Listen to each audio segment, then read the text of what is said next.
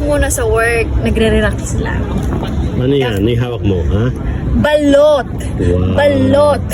Can you show us? Can you show us how to eat it? Inaamoy-amoy mo. Bango. Dapat ganitong pagkain ng balot. Tutok mo muna ganito. Okay. Tok, dalawa. Okay, pwede na yan, di ba? Tapos, tumulo na kagad yung sabaw. Oh, may gulay. It's not wiwi. You know, my son is trying to annoy me.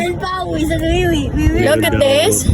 There is a juice inside and chicken. maybe. What you need to do is like, you put a little salt on it.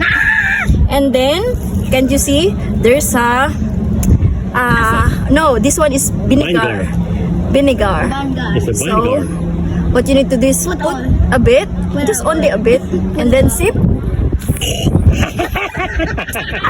Oh, Yummy. wow. Ang sarap talaga, na-miss ko sa Pilipinas. Promise. Really? Yeah, I used to eat this. Look at this. I'll show you guys. There's a white part of the balut, and then there is more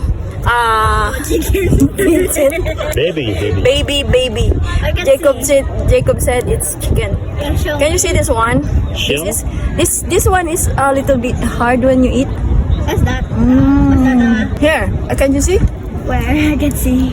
It's wrapped on the yellow part of the balot. I see. Yellow?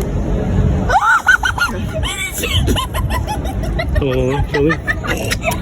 Wait, I need to remove more some more skin One, because there's a lot of. two, Wait, that's it. Go. one more. Okay, but the chicken. There's so many. And then some a little bit salt because no taste anymore. Salt. Okay, Okay. Ready? that's it. This is the last one. 2. I'm not drunk. Just trying to show you. Just a little bit. 1. Just want to show you how Little bit, tasty. little bit tipsy. Okay, here it is. Here you go. 1, 2, go. Yummy. Okay. Diba?